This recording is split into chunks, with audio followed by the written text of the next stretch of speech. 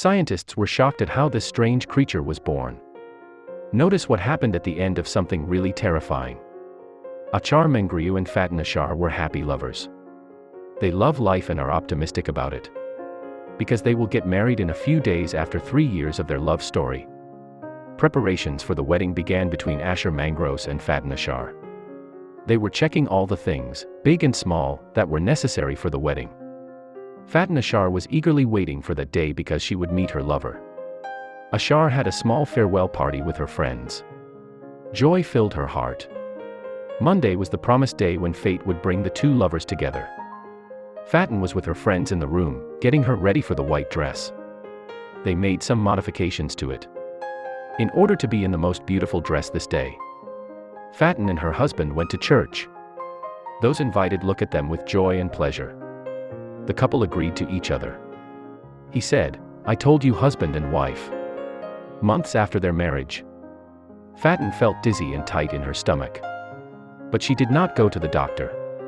She tells her husband that she probably ate unhealthy food, so I feel bad. But the next day, Faten felt dizzy and started vomiting a lot. Faten said, "I may be pregnant and these may be his symptoms." She took a pregnancy test and is so happy that she found out that she is going to have a baby for the first time. Ashar came from work, and his charming surprises with this news. He couldn't believe he would be a father. He almost cried with joy and happiness because he would start a family. Faten and her husband went to the doctor to make sure this was true. The doctor said to them, "You are in the beginning of your pregnancy, but take good care of yourself." A few months passed. Faten began to feel pain in her back to the point that she could not stand. In addition to the abdominal pain, but she could not go to the doctor and buy medicines to relieve her pain, due to the social situation she was going through. Day by day the severe pain in her stomach was increasing. She didn't tell anyone what was happening with her, until it's time to give birth. In excruciating pain, she called her husband and told him that Plumber had been taken straight to the hospital. When the doctor saw her, he said to her, "It is time to give birth now. But your baby will not be born naturally. We will perform a cesarean section for you." The medical staff prepares for the operation. Faten was taken to the operating room and prepared for the cesarean section. The doctor started the operation, but when the baby was brought here, it was a shock that terrified the medical staff as a whole. Because the child was born deformed, his nose resembles an elephant's trunk. The doctor was surprised, saying, "I did not know how to tell Faten and her husband that your child was born with a deformed nose that resembles an elephant trunk." When Faten woke up, she wanted to see her baby. The doctor brought the baby. When she saw him, she cried so much and collapsed that she couldn't believe this was her baby. The next day came. Faten left the hospital to go home with her husband and their new baby. But the second shock received Faten. Her family laughed at her. She said, "My in-laws called me a curse. They showed very strange behavior towards me. They even curse and make fun of me because I gave birth to a renegade child. And they never accepted it." After she was 16 months old, her nose got bigger and they started making fun of her a lot. Faten said, "Asiya was born by cesarean section with a swollen nose.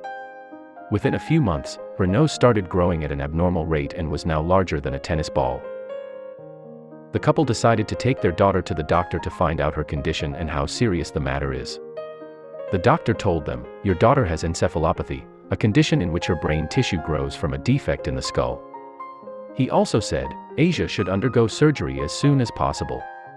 The couple came home and started thinking about where to get the money for the operation for their daughter because the father worked as a day-wage farmer and earned just £100 a month.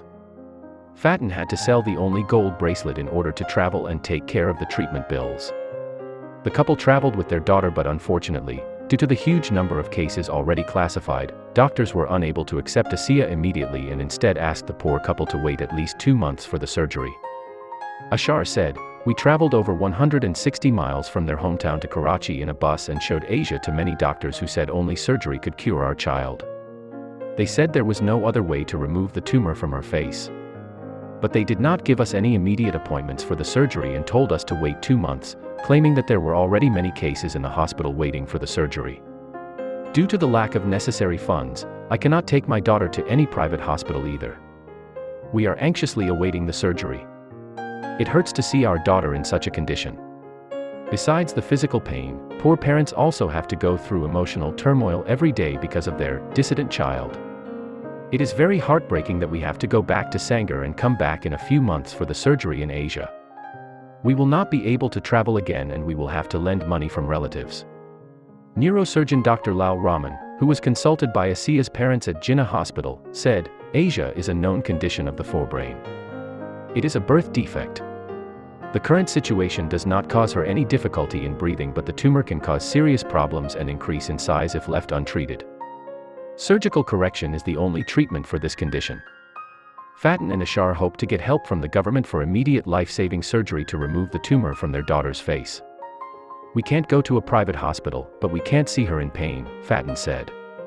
"All we want for our daughter is to live a healthy life just like other children and have a bright future. Surgery is the only possible way." Doctors agreed with each other to pay attention to the Operation Asia, given Fatin's social status, and indicated. She started taking tests to prepare her for surgery. On Thursday, Asia underwent a 3-hour surgery after doctors in the postgraduate medical center ward performed the procedure for the poor family for free. The surgery went according to plan. Neurosurgeon Dr. Lau Raman said, "The tumor on Asia's face was removed by performing a craniotomy and separating the roots of the hydrocele using grafting and epidural repair, then excision of the brain cyst and the abnormal excess tissue." He also said, "It was a complicated surgery but everything went according to plan." She was kept under observation for several weeks before the surgery. "We are constantly monitoring her condition and we hope she will be discharged from hospital by the end of this week," he said. "We were worried about the success of the surgery as the doctors told us that the surgery had a lot of risks," said Achar Mangro. "I was fasting and was constantly praying while sitting outside the operating room. They gave us everything for free, from tests and medicines." Asia's mother added, "I cannot express my happiness that my daughter was treated for her condition, which was torturing me not only for her but also for me. Now, we can go home happily. We are pleased that everything went well and we thank the doctors and hospital management for performing the surgery free of charge."